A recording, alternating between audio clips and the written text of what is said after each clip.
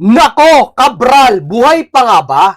Ano nga ba mga ebidensya na makapagpapatunay na buhay pa si Cabral? No? Pag-uusapan natin yan at himay-himayin. Magbibigay tayo ng lahat ng tsoryak. No?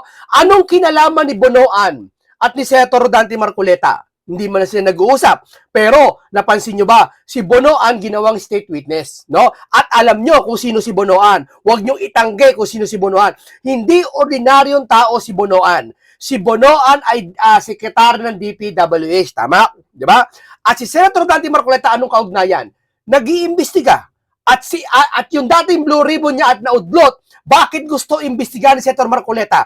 Hindi ganun kaeng-eng ang isang tao o lalo na si Senator Dante Marcoleta na ipagpapatuloy niya ang investigasyon na alam niya walang kahihinatnan. Ibig sabihin, may pinangahawakan siyang alas at nga lang gusto niya opisyal. Halimbawa, hindi naman pwede mag-imbestiga si Marcoleta na hindi siya blue ribbon. Unang-una, hindi siya pakikinggan. Ang makakapag-conduct lang ng investigation is yung blue ribbon, katulad ni Pinky at ni Erwin. No? Pero kung gawin mo si Senator Dante Marcoleta ulit na blue ribbon, patuloy na lalabas at isusuka yung mga ebidensya sa pamamagitan ng kaparaanan ng investigasyon. Di ba? Sabi ko nga, ito nga si Sara maisingit ko. Ayun sabi, halos walang ebidensya mapakita labang kay Sara. Bakit? Ano kagandahan? Kasi si Sara inimbestigahan ng maigi ng congressman. Pero yung mga ibang congressman, gusto siyang impeach. Pero sa nakikita ngayon, halos si Rapi Tulfo nag-react, parang kulang sa ebidensya at hindi satisfy. Tama? Ibig sabihin, kung ang ebidensya pala ay makukuha sa pamamagitan ng investigasyon, bakit hindi nila gawin sa flood control issue? Napakadali kasi andyan dyan na lahat ng ebidensya na may picture, may video. Ano daw ebidensya? Ayan, may picture, may bahay, na pinag-deliver ng mali-maleta, pero ayaw nila mag-imbestiga. So ano ibig kong sabihin? Ngayon, balik tayo kay Senator Dante Marcoleta. Nakakulong si Senator Dante Marcoleta. Pero sabi ko nga, huwag kayong mag-alala kasi yan ay bahagi lang ng pagpapauhuli sa big fish. Tuwan-tuwa mga big fish ngayon, okay lang. Hindi naman kasabot yung mga vlogger. Actually, tuwan-tuwa yung mga vlogger. Kasi si Marcoleta nakakulong. At yung iba naghihigante. Pero okay lang yan. Ang panalo dito si Senator Dante Marcoleta at yung mga nakikipagsimpatya sa takip ng flood control issue, pitatakpan, iiyak lahat kayo. Dahil si Senator Marcoleta ang panalo. Akala nyo ganito, sabi nila umaartian niya, naka-wheelchair pa si Senator Dante Marcoleta. Si Senator Marcoleta, kung umaarte man yan, wala kayong pakialam. Ako kasi talagang may sakit si Senator Dante Marcoleta, kita ko 72 na yun eh. Normal lang sa kanya, may mataas na bagay, may mataas na dugo, may mataas na sugar pa nga, hindi natin alam, pwede magkasakit din kasi matanda na rin 72, no? Pero kung iniisip nyo na si Senator Marcoleta ay nanloloko, okay lang, walang problema kung totoo man yun. Kesa naman yung amo nyo, nanloloko sa sambayan ng Pilipino, na pinaniniwala niya na siya nagsimula ng flood control issue na to, pero hindi nag-iimbestiga at hindi pinagpapatuloy at walang pinag-uusapan tungkol dito at kasabay niyan ang pagtaas ng kuryente, hindi pinag-uusapan, mas nakakaloko yun kaysa sa ginagawa ni Senator Marcoleta. Kung si Senator Marcoleta ay nanloloko talaga.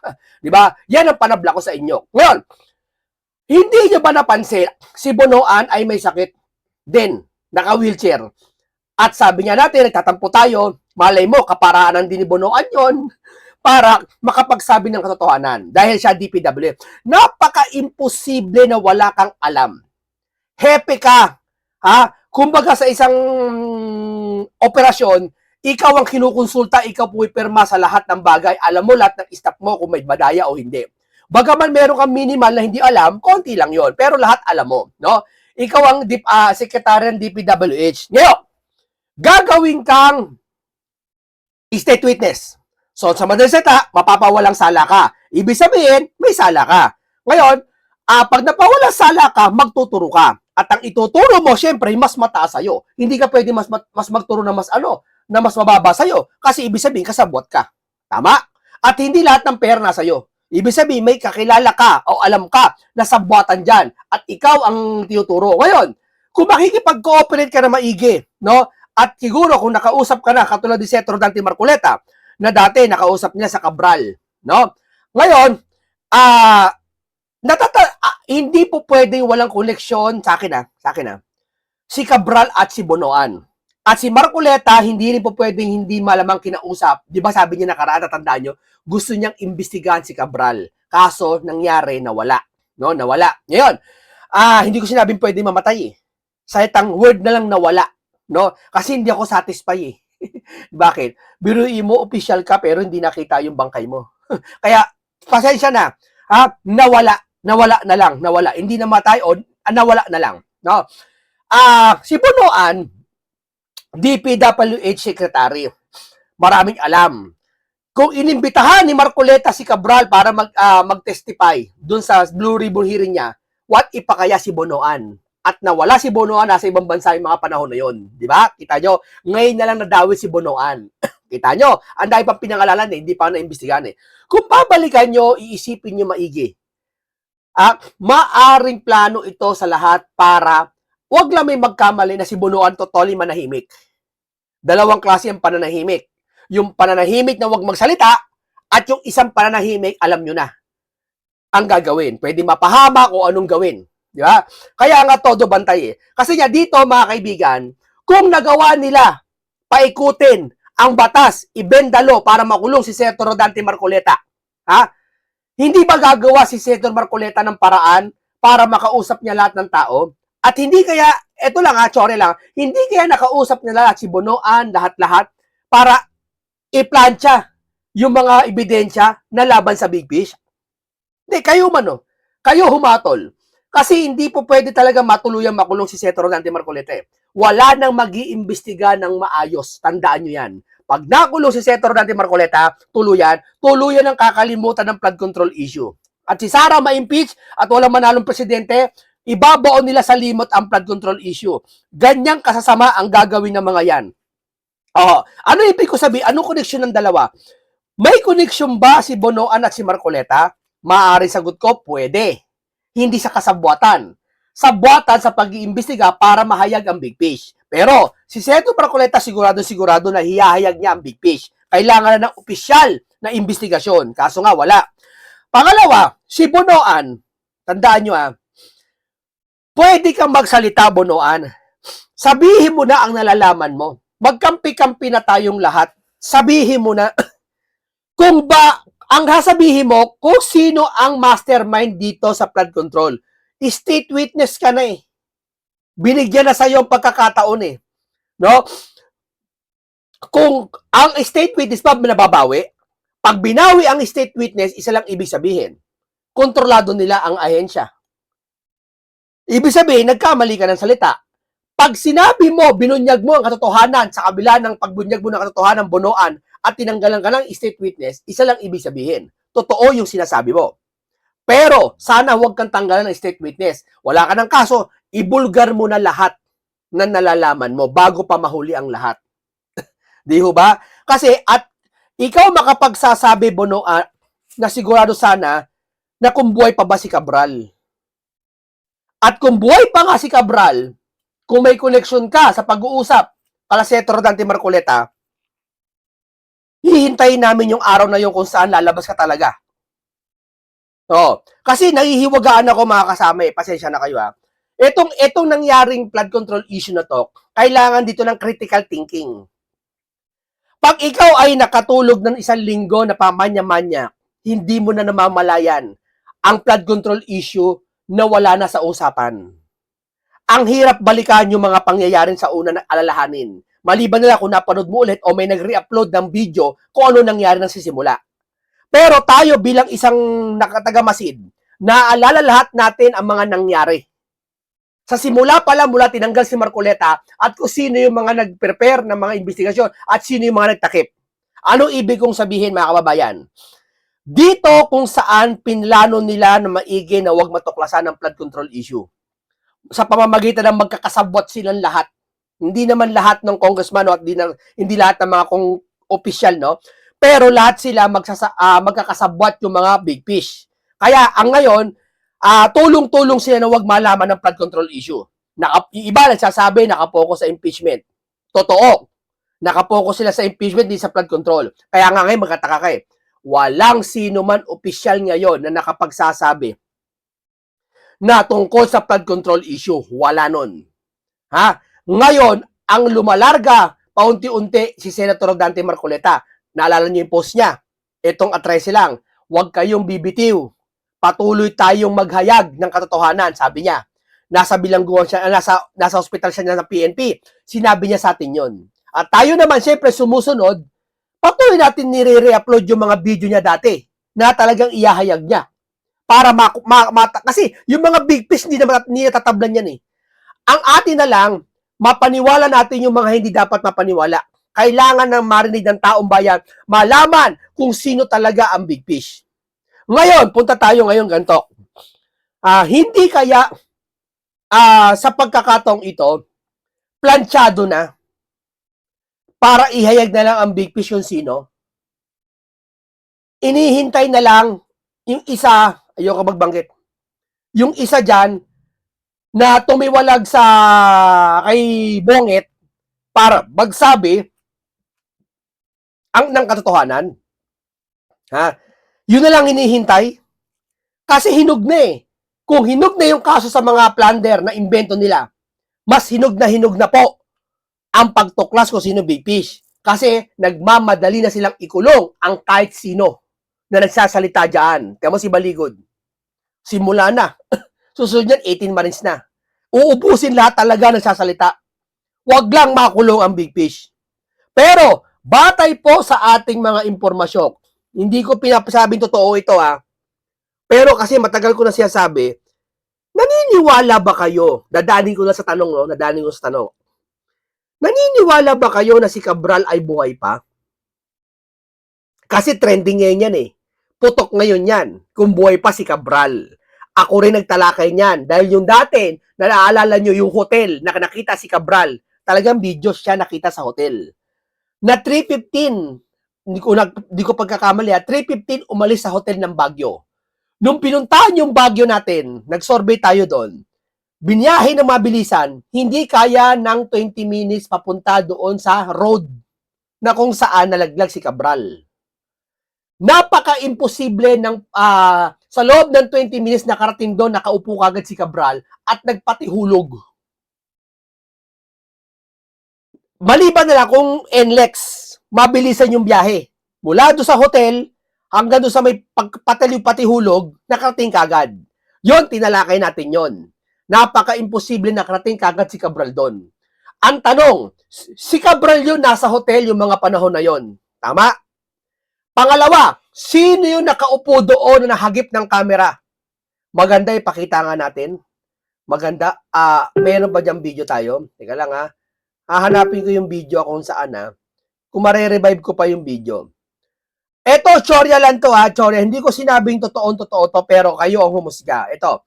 Sa isang ng ito. Tignan nyo maigi Dito, yan nakita nyo yung arrow, nakita nyo. Yan, nakaupo si Cabral. Pero umpisa natin sa simula. Ito yung biyahe kung saan. Tignan nyo Ang oras dito, 15:25. Ang alam ko, umalis siya doon sa hotel ng 2+2. Natapik ko nakaraan pa, pero ulitin ko sa inyo para refresh siya. Sa 15:25, kung ganito takbo, mabilis talaga makapunta. Pero malayo yung hotel dito sa road na to Ayan, may nakaupong babae dyan. Ang tanong ko sa inyo, nakita nyo, naniniwala ba kayo si Cabral yan nakaupo dyan? Kasi parehas ng damit. Kung sabihin ko sa inyo hindi si Cabral yan, maniniwala kayo? Tataas niya kamay dito kung naniniwala kayo si Cabral yan nakaupo dyan. Umalis daw sa hotel ng 3+ ng oras, pagdating dyan ng 3:25, andyan dyan na si Cabral. Parang gano'n ata Ibig sabihin, hindi siya pwede makarating ng ganong kabilis. Ang nagtataka ako, kung si Cabral to nakaupo dito, wala tayong pag-uusapan. Pero kung hindi si Cabral to, ibig sabihin buhay si Cabral. Sorry ako yan Ayan. Ayun nakaupo doon si Cabral. Ayun, nakaupo, kitang-kita. Ganito mga kababayan. Hindi ko sinasabing buhay si Cabral. Si Cabral ay nagpanggap na ganyan namatay. Yan to. Sorry ako to. Hindi kaya talaga isang malaking propaganda lang to nangyayari sa atin? Na ito yung nilulutas ni Senator Marcoleta at ang naging kapalit ay kulungan. Kasi malapit na matuklasan eh. Pag kay Cabral pa lang eh. Kung nagawa nilang manipulahin na ipakulong si Senator Marcoleta, what if pa kaya hindi magawa ito? Na simple lang. Hindi ko sasabi totoo to ha, bibigyan ko senaryo. Sige, magpanggap kang patay. Kakausapin ko, kakausapin ko siya, no? Alika rito. Magpanggap kang patay. Tapos, ang sabihin mo ganito,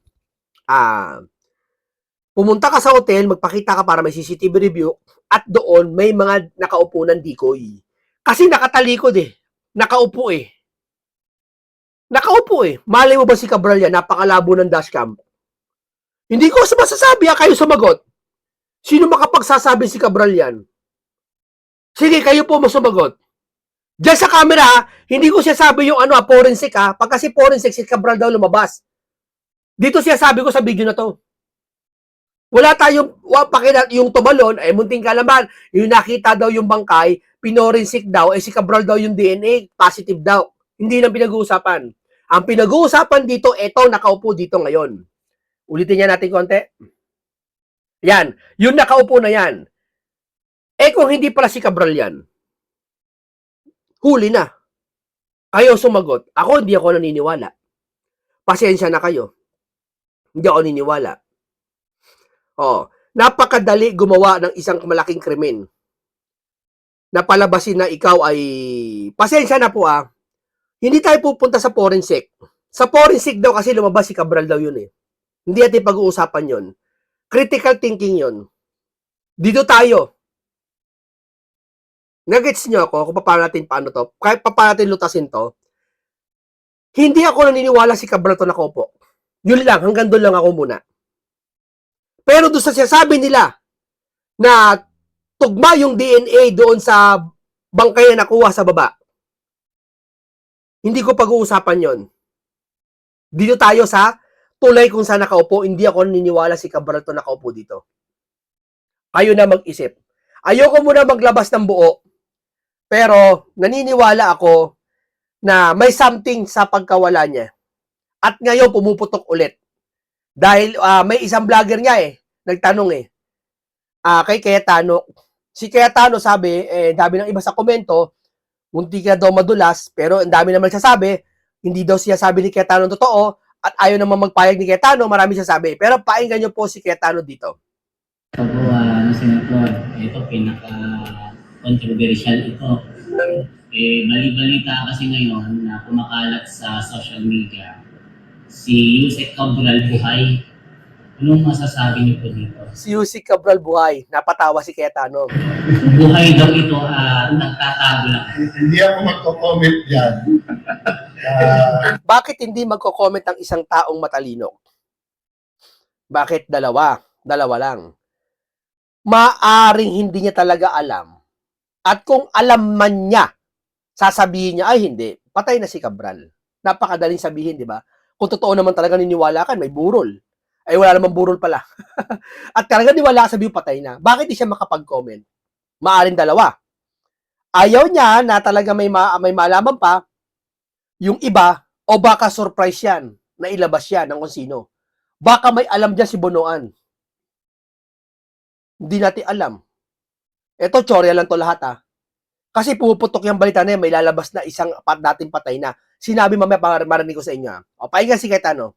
Ito, malalim na to Baka hindi na kayo makagets dito. Pero may malaki kinalaman nito sa nangyayari ngayong takipan. Isipin mo na lang, si Cabral niya gusto maimbestigahan ni Senator Marcoleta. At yung Cabral Files na nakailibiste, ayaw ipalabas, halos natakot sila. Isipin mo Cabral Files lang yon, takot sila. What if pa kaya kung si mismong si Cabral na? Pero hindi natin alam kung ano totoo nangyari. Ang atin lang, may something dito na kung saan. Tuloy natin. Yung conspiracy theory, hindi, etc. Ang sa akin lang, magmatiyan tayo lahat at investigative journalism, kahit hindi tayo journalism. Mhm. Let's get to the bottom of everything. So ako hindi nawawala ng pag-asa.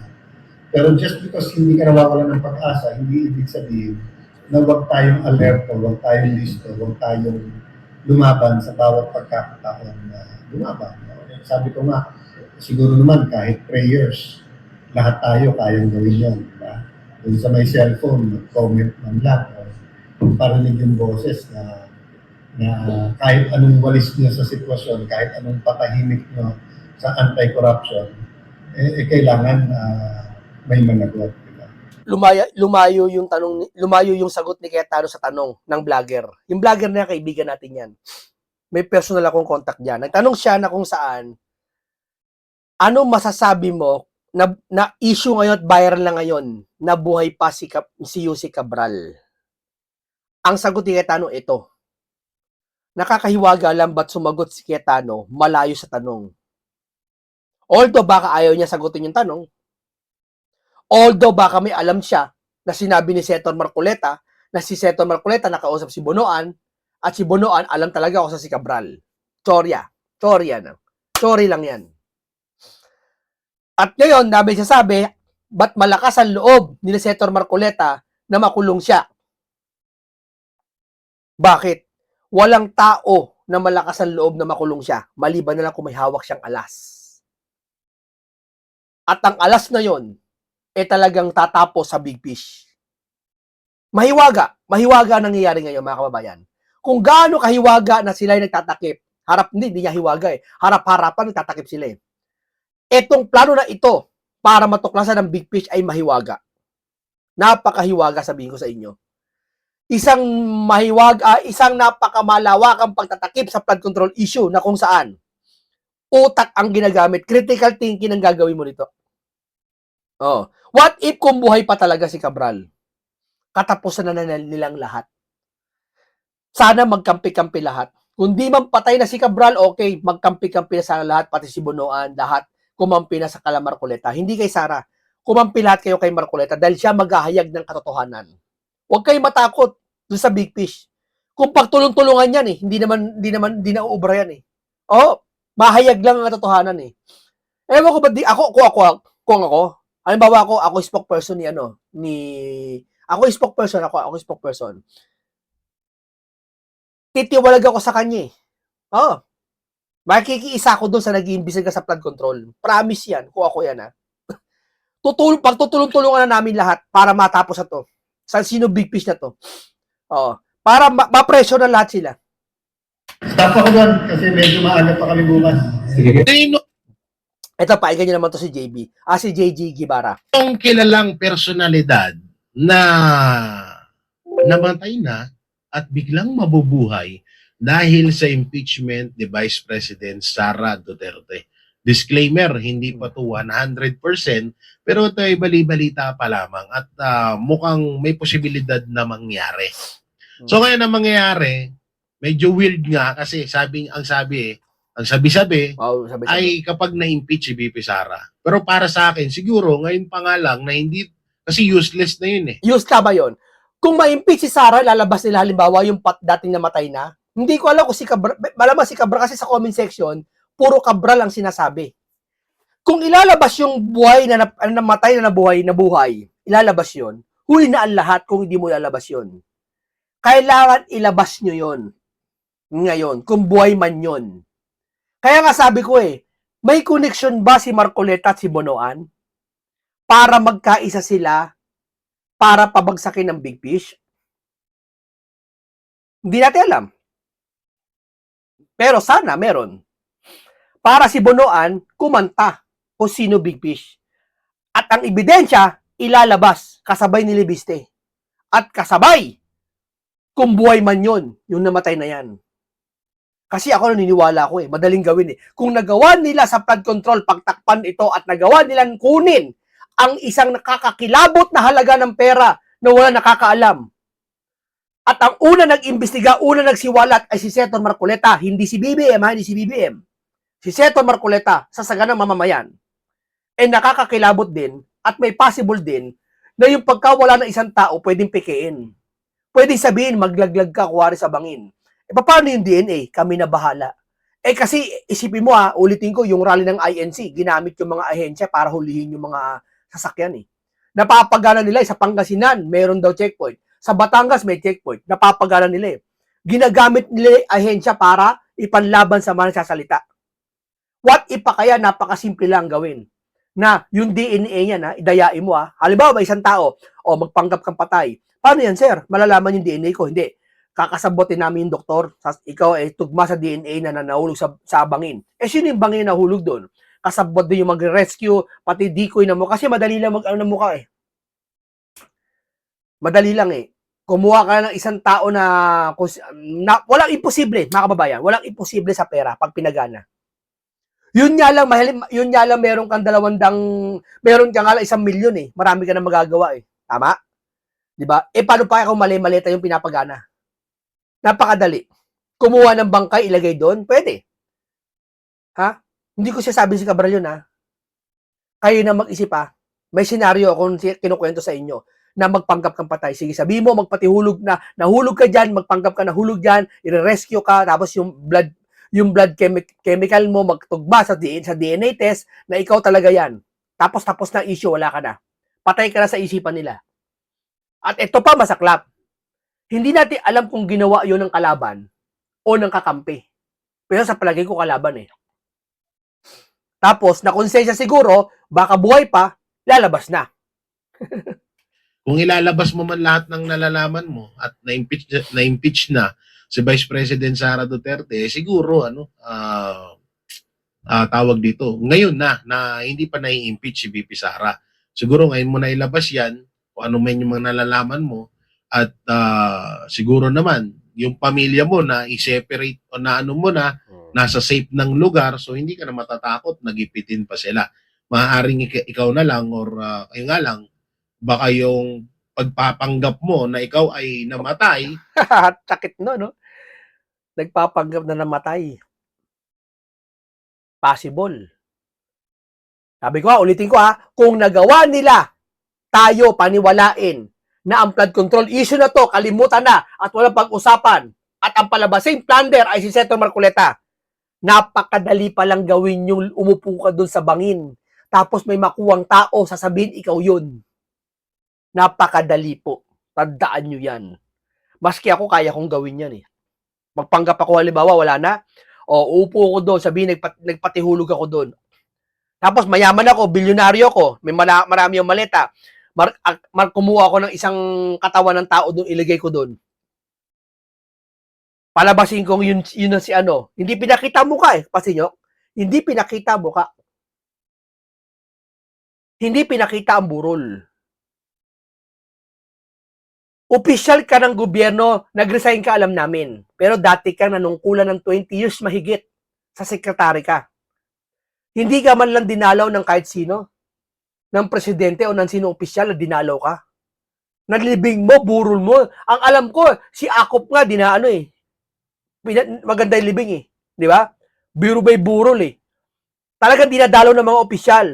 Eto hindi ka dinalaw. Bakit? Anong meron? Tahimik lahat dyan. Tanong ko lang, hindi ko siya sabing wala ko siya sabing buhay mag-isip kayo. Baka matuluyan ka, baka tuluyan ka ng mga anti-Duterte. So ito ay bali-balita lamang mga balateros at ibinilag ko to bukas 8:30 AM malalaman nyo kung sino etong taong to. Siguro masyashock lahat ng mga talagang alam mo yun, mukhang magugulantang lahat ng mga ng buong Pilipinas, mga OFW. Siguro may mga magko-comment na sabi ko na nga ba buhay si Hindi ko alam kung sino tinutukoy niya. Hindi ko pa napapanood yung yung palabas niya Pero kapwa marami din nagsasabi na si Cabral daw O hawig lang sa sinasabi niya. Sabi ko na nga ba buhay si ganyan Di ba?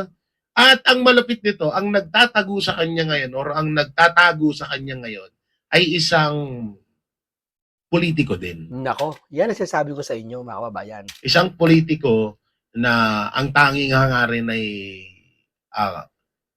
kaginawaan at kaayusan ng bansang Pilipinas. So sa madaling salita, itong politiko na humahawak sa kanya ngayon ay goods. Goods na goods at hindi tawag dito, hindi siya kontrolado ng mga anti-Duterte. Ng mga anti-Duterte, ibig sabihin, hindi siya kontrolado.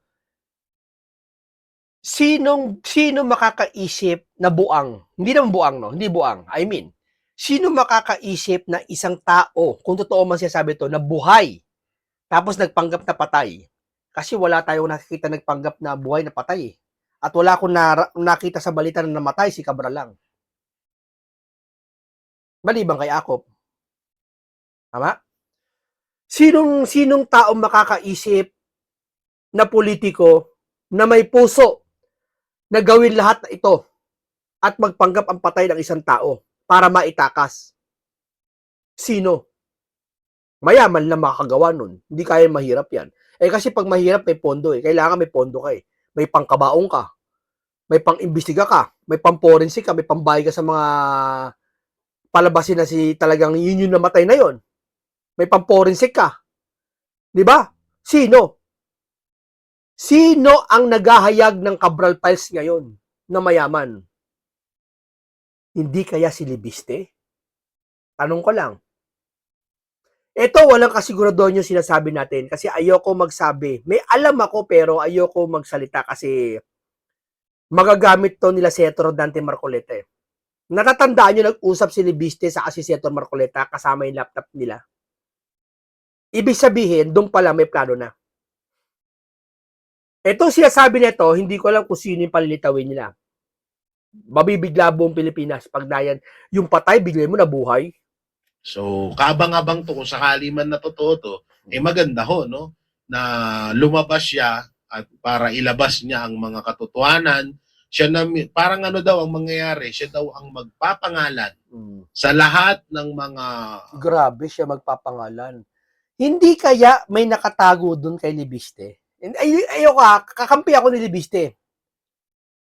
Kasi hindi naman. Kasi si Libiste, dami alam Di ba, linggo-linggo may nilalabas siyang mga pangalan na sangkot yung ay na opisyal. Nakuha niyo na ako? Alam ko, kanina pa kayo hindi makaget sa talakayan natin. Bakit medyo malabo? Nilalabo ko talaga para yung makapakinig na kalaban, malito. Malito. Di ba? At matakot sa pagkalito. Hindi lang matakot sa pagkalito, matakot na baka buhay pa nga at marami isisiwalat. Di ba? Kasi tataka rin ako kay Libiste, no? Linggo-linggo, araw-araw may nilalabas siyang may post niya. Linggo-linggo may ayon daw na opisyal na makasangkot sa flood control.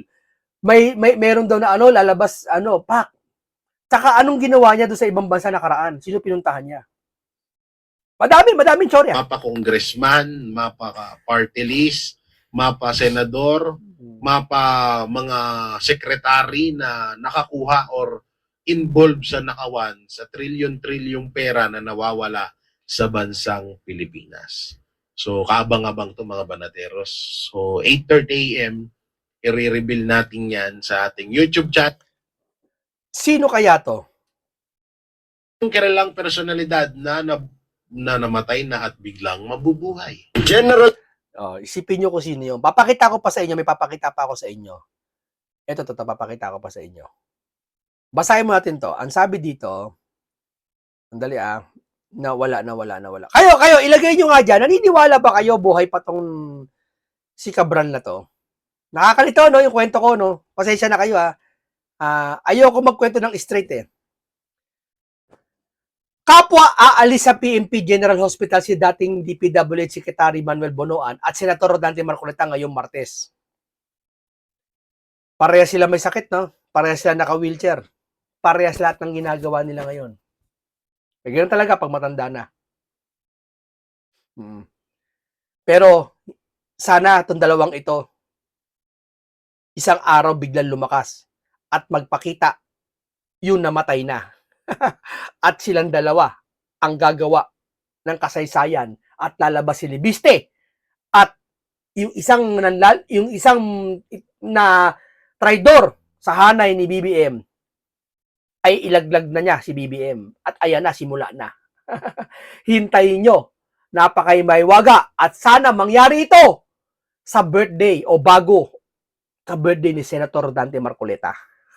Ayoko muna maglabas ng mga maanghang na salita. Ayoko muna magtapos. Hindi ko siya sabi, tsorya ko lahat yan, ha? Tsorya lang lahat yan. Huwag kayo basta-basta kakagat. No?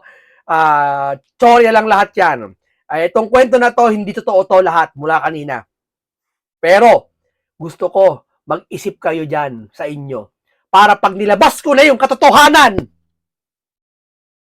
kasabay ni Senator Dante Marcoleta, magigets nyo lahat sabay-sabay ang lahat ng aming pinaglalaban. Pati INC magigets nyo kung bakit nagrarally sa kalsada ng ilang beses na. Doon ang kasagutan, tandaan nyo, sa huli, hindi sa unahan. Maraming salamat, isang komentaryong punong-puno ng karunungan at kaalaman, at isang makapakipakinabang na makabuluhan talakayan naman ang aking natin sa inyo. Hanggang dito lang po tayo. Ito ay Tsorya. Paalam po, at hindi ko sinabing buhay si Cabral. Tsorya lang yon. Paalam sa inyong lahat.